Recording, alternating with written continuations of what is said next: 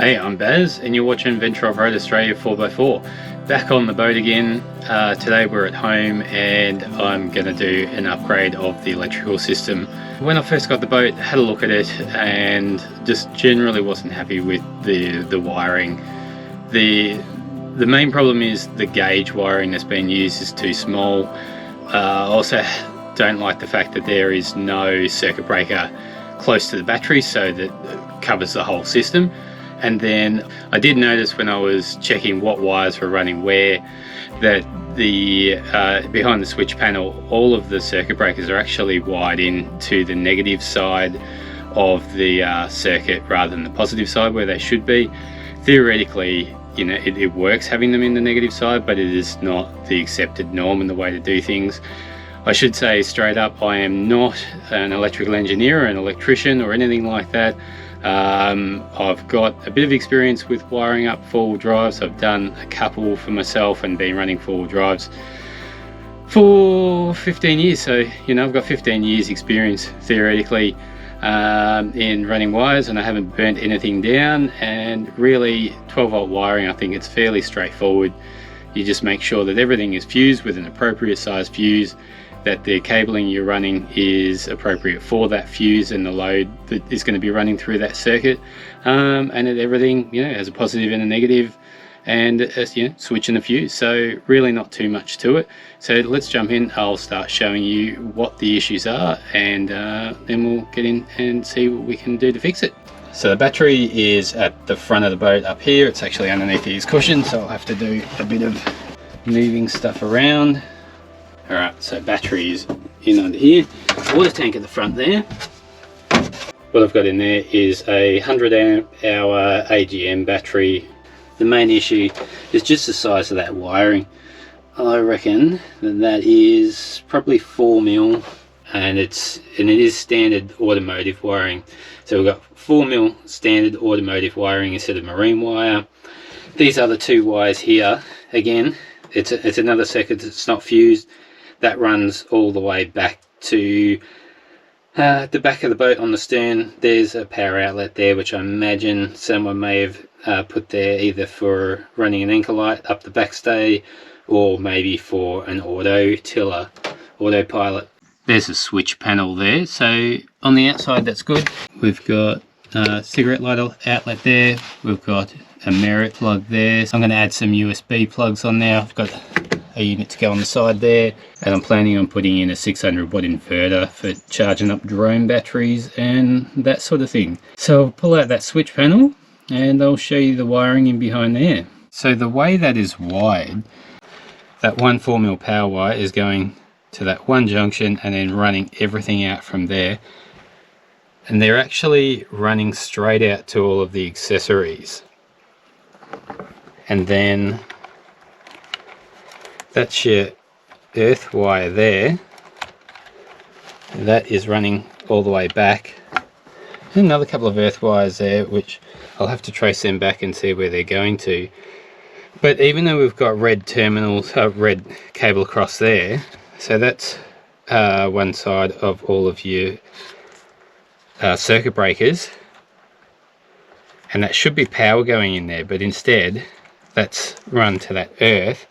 And then we go through to a switch, and then there's all your earth sides, which are actually being run into that one power wire and back into that junction. So to first look at, you know, I was scratching my head and I just wondered how in the hell that even works. It does work, but it's just not right. So I'm going to pull all of that wiring off, and I'm going to replace or reroute everything correctly. I've got these new bus bars as well, so I'm going to put in, you know, power one on one side, I think, and a negative one on the other side. So I'll set those in like so. Hopefully they fit, otherwise I'll have to come up with another solution. So let's get stuck in. First job though is going to be to label everything. So I want to disconnect each power wire one by one, so that I know exactly where it's going to, so that'll make it easy when I reconnect it. With all the circuits labelled, I can get stuck into rewiring the switch panel. I'm on a tight schedule because we have a sailing trip planned up north, and if everything goes to plan, we'll be collaborating with sailing YouTuber Chris Joseph on a video. Like so.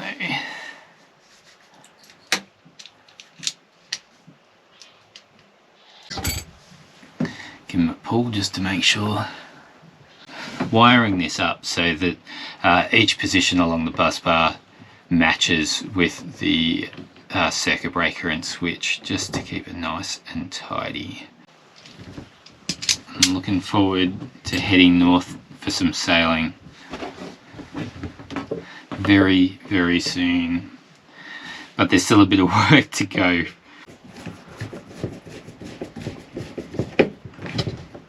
Alright, bilge pump test. There it goes. I don't know if you can hear that, but so I've just got the bilge pump just sitting down there on a little lump of wood. So I've made the bilge pump set up so it's a bit adaptable. I can move it around a little bit if I need to, and I can move my outlet and have it either go into the sink or the cockpit, wherever is more convenient. I've got all of our main wiring systems hooked up now. So we've got our the top one, cigarette lighter plug, so that's our USBs in there. Turn that on. And a cigarette lighter plug there. And we've got a voltage meter. We've got our running lights, which gives us our stern light, and our front red and greens. We've got our cabin lights, we've got a bilge pump, AM FM radio, which is up there, which is an old banger, which I'm not really going to replace. But what I have done is I've put into that same circuit for convenience. It's another twin USB socket. I just thought that'd be handy to have some power in a different spot in the boat. My next job that I'm tackling is my inverter. It's pure sine wave, so it's not going to harm any electrical gear that I plug in there, which is mostly going to be drones, cameras, that sort of thing. And if I wasn't filming, I don't think I'd even bother putting in an inverter, but I have this in the four-wheel drive actually, and so I've pinched it out of there. My plan is to mount that up under there like that, so it's out of the way. When you're sitting down in here, it's not going to be in your way. When you're lying in the V-berth, it's going to be out of the way. Now, first job is going to be to run those wires, so let's do that. I should say what I've got there, this is 6 BNS Nava cable. It's not marine, but it is cable that I had lying in the garage left over from the four-wheel drive when I actually wired in the inverter into the four-wheel drive. Can't remember exactly what the amp rating is, but it's over 100 amps. I'm actually, even though I could put in a 100 amp fuse, I put in a 70 amp circuit breaker, so I really don't want to be using that much power. Like the 600 watts I'm probably not going to come anywhere close to using. It's more the pure sine wave aspect of it that I want. I would guess I'm probably going to use maybe 200 or 300 watts at most at any given time, and I don't want to run my battery flat. So that was the original hole that some of the wiring was running through, so I've just elongated it so that I could get these cables both through there.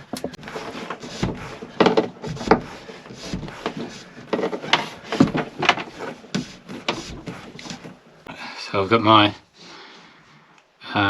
6 BNS wire there. Does it tell me on the side how many amps? It's 14 millimeters squared, 140 amps, so more than enough. I could have put a 100 amp breaker in there if I chose to, but like I said, I don't want to use that much power anyway, so that'll limit me to some extent.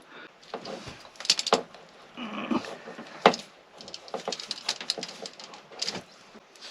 think I've got a pretty solid connection on that.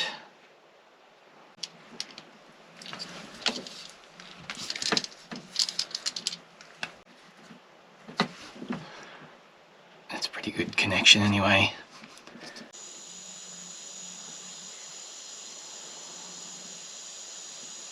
Alright, bring that in a bit closer. We've got our terminals on there. Just want to keep in mind not to block that fan in the back too much, but I think it should be alright.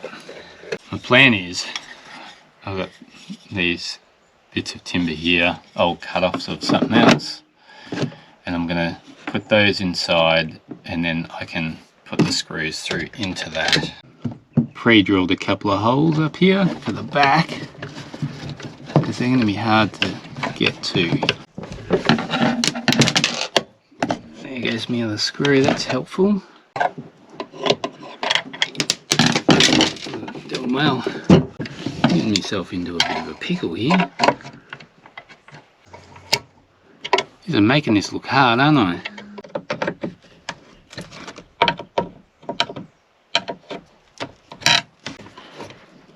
There we go, that's nice and solid.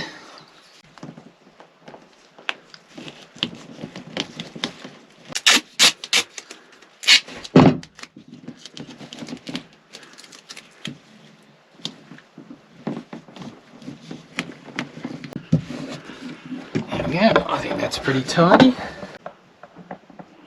So I've got the 6mm main one running through there. Just tape them up in the same spot there so they'll be right out of the way. Alright, one last wire to go, my red.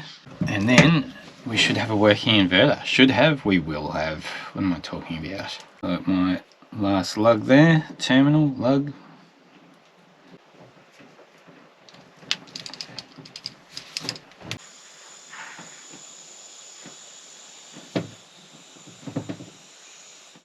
Just finishing up mounting the Victron solar controller MPPT. It is 100 volt max 20 amp. So I've just screwed that down to the top of my little bamboo box there, so that's got a nice mounting platform. Should be alright. Fits in there very nicely. Just take it off again. Now that's the solar panel end of the solar controller. I'm going to feed those back through the same way as I've run the other cables.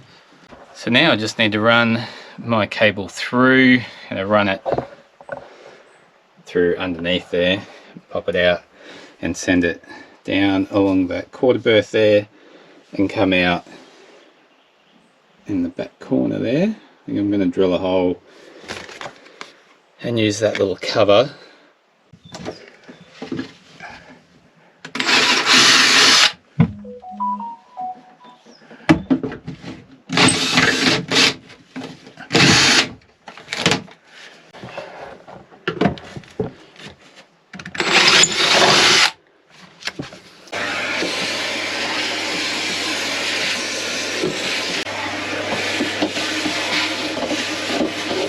Vacuuming's done, let's run that cable.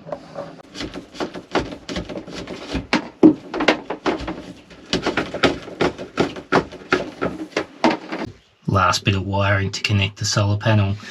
So this is coming from the solar controller, which is just behind the camera and around the corner in that battery compartment, and this is the wire to the solar panel that is running along through these lockers.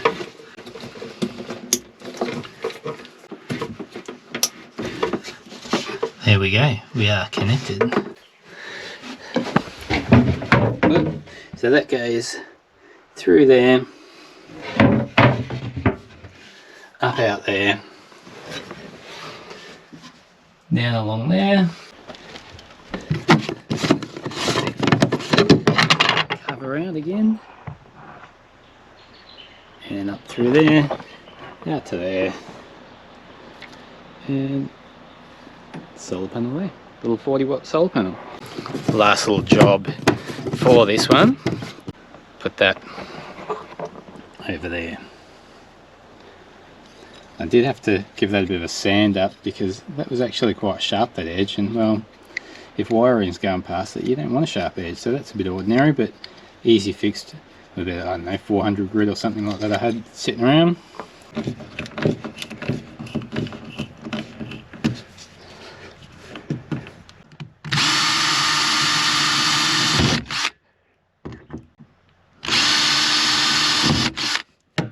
There we go, nice and tidy.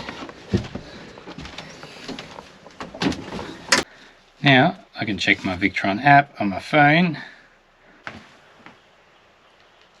Not getting much charge out of a 40-watt panel in overcast conditions. So let's hook up the 200-watt solar blanket and see what we get out of that. The important thing is it's connected, it's working. This is the switch panel, obviously. So we've got the front of it, which we've seen. Now in the back there, we've got our positive bus bar, negative bus bar. I've got my positive and negative coming in there from the battery. Got all my circuit breakers. Now each one of these power wires goes to the circuit breaker, then there's a jumper from the circuit breaker to the switch, and then out to each of the accessories, which is how it's meant to be wired, but nothing like how it had been previously wired. So that's all nice and neat now in there, or as neat as the back of a switchboard can look. Each one of these terminals on the bus bar, so that top one correlates to that, second one correlates to the second, third. So if I do have any issues with anything at any point in the future, it'll be easy for myself or anyone else to trace the wiring and sort that out nice and easily. So I've tidied up my power wires running along there. So that is, there's two there. There's the main one and the solar running through. I've got my inverter wiring running up through there to the inverter. I've got that other USB point up underneath there, which glow blue, which is nice, so you know when they're on and when they're not. So we've got the inverter, power there. Okay, so the battery box, AGM battery, it's about 100 amp hour, 105 I think it is. We've got the Victron MPPT solar controller. We've got the 40 amp breaker for the main switchboard. We've got 70 amp breaker for the inverter, and then the 20 amp there for the solar, just tucked in the side. So we can close this up now and call that a job done. Thanks for watching the video. I hope you got something out of it in terms of how to wire. I think the real key points are using appropriate size wiring for the appliances or accessories that you're going to run, and circuit breakers or fuses that are obviously smaller than the wire capacity, so that you don't burn out the wiring, so that you'll trip the fuse or the circuit breaker. That's the main things to get out of that. So run appropriate size wiring, run fuses on every circuit, including main fuses or circuit breakers at the battery, and you should be pretty right. Thanks for watching.